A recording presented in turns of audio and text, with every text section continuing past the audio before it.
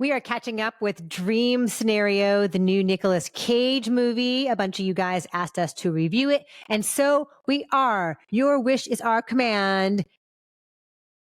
Here we are with Dream Scenario. If you're not subscribed yet, we'd love it if you would, because we actually listen to our subscribers. Say, I want the new Nicolas Cage movie. We have it for you. So hit the button down below. You helped us get past our 25,000 subscriber milestone, which we were so thrilled about. So we're just going to keep on going. And we'd love to have you along as award season is happening. Alonzo, what is Dream Scenario about? How does it feel to go viral? Who's actually had a dream about me?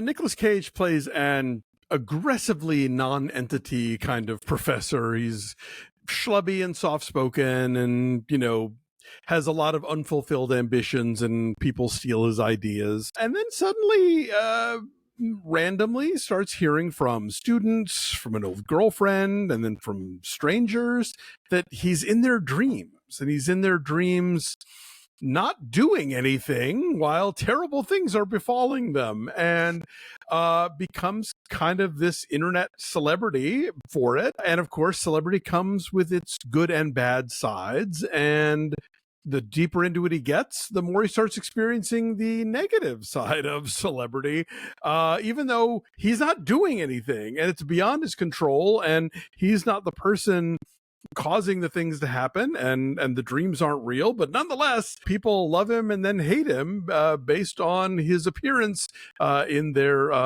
slumbers. I think I've talked about this before. One time years ago, I was on a jury at a film festival for what they called medium length films, and they were all between like 45 and 75 minutes. So like shorter than that was a short, longer than that was a feature, but they had, medium.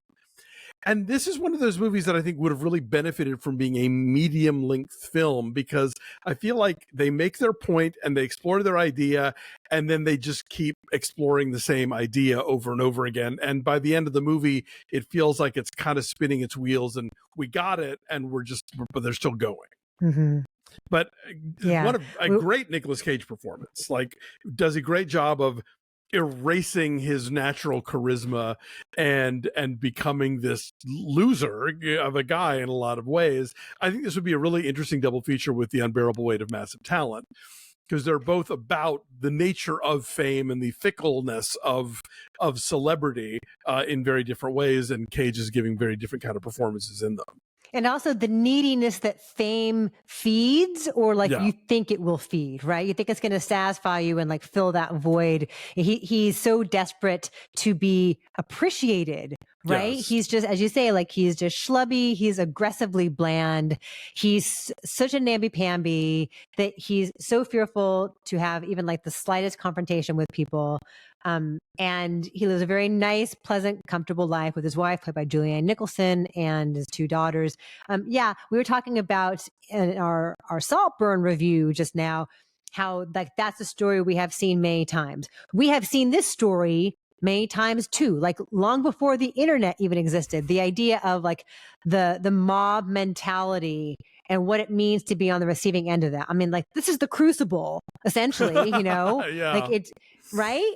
I mean, think about it, like, and there's actually, it reminded me too of a line in a Bo Burnham song, the song from Bo Burnham, Outside. Oh, I'm sorry, not Outside, Inside.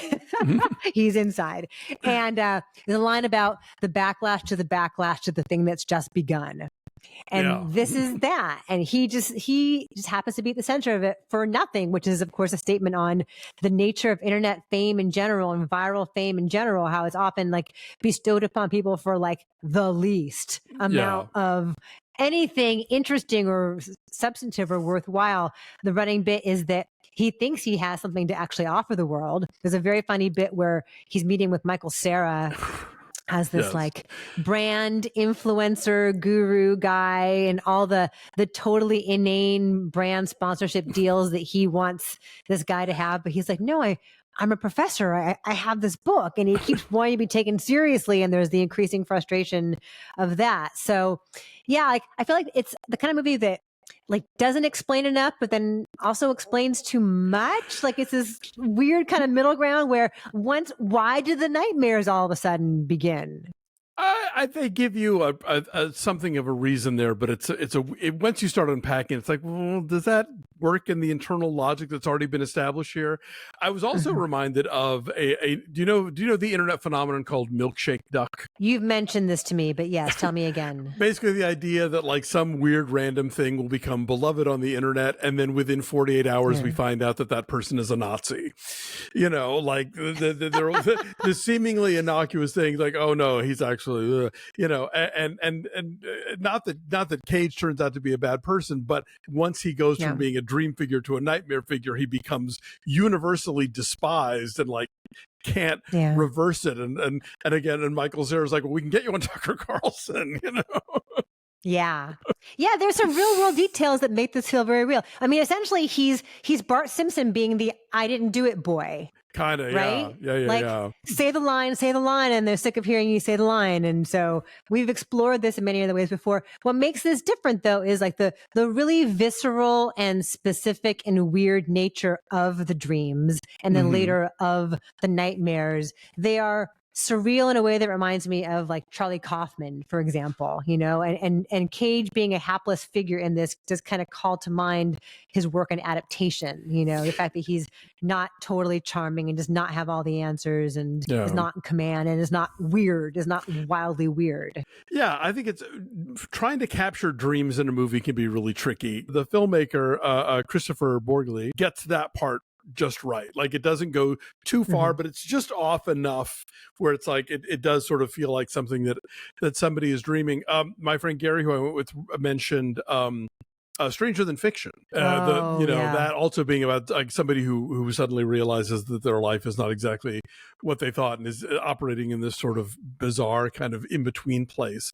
So yeah, I like the idea of this movie. I really like Cage's performance and Julianne Nicholson's for sure. And there's some fun stuff with Michael Cera and Dylan Galula. But yeah, I kind of felt like it sort of ran out of things to say and kept going. If you're being haunted by strange, disturbing nightmares and you need to unwind, perhaps some non-alcoholic beer from our friends at Athletic Brewing Company might be just the thing. They have all kinds of seasonal brews right now as we are in fall heading into winter. They've got a cool, delicious now one called Lodge Life, which is like a thing to sip by the fire. It's got notes of cinnamon and vanilla, and it's all cozy. They've got a great deal also going on right now until November 28th, where you get $20 off your first $50 worth of beer. That's $30 for $50 worth of beer. They're paying you to drink their delicious non-alcoholic beer. Might be a good gift for the person in your life over Christmas who is sober or who just doesn't drink at all.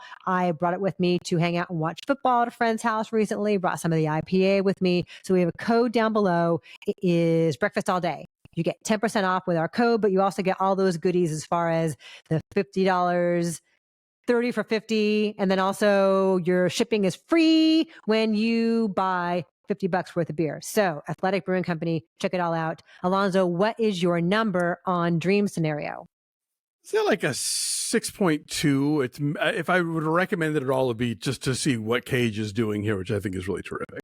Yeah, I'll say like a 6.5. I laughed quite a bit. I went to a matinee and it was pretty open, but those of us who were there were laughing out loud. It's got a lot of real world truth to it, but maybe not the most novel story in the world. So Dream Scenario is out there. Let us know if you've seen it. Go check it out and enjoy.